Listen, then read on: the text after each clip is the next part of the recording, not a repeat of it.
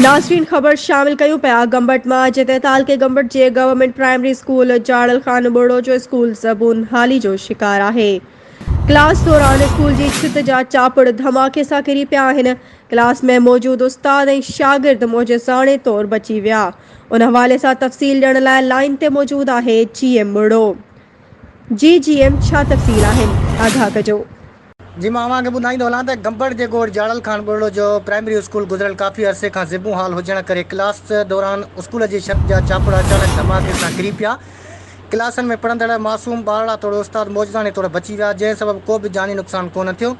School जी building ज़िबू हाली हुजण सबबु शागिर्द उस्तादनि जी ज़िंदगी ख़तरे में पियल आहे। पर सिंध सरकार ऐं तालीम खाते जे आला अमलदारनि पारां हिन वक़्तु ताईं हिन ज़िबू हाल स्कूल जी बिल्डिंग ऐं बाउंड्री वाल जो मरमती कम बि कोन करायो ऐं नई स्कूल जी बिल्डिंग खे नई सर तमीर कराए सघिया आहिनि।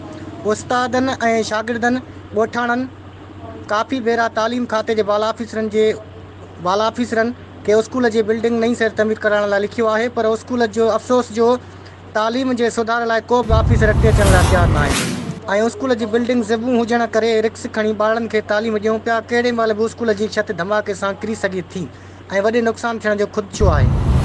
हिननि जे असां सिंध हुकूमत तालीम वारे वज़ीर ऐं ख़ासि तौर ते DC खैरपुर खे अपील था करियूं त ॻोठ जाड़ल खान बोड़ो जे प्राइमरी स्कूल जी बिल्डिंग ऐं बाउंड्री वाल नई सर तमीर कराए ॾिनो वञे त जीअं असां हिन ॻोठ जे मासूम ॿारनि खे वधि खां वधि तालीम ॾेई सघूं।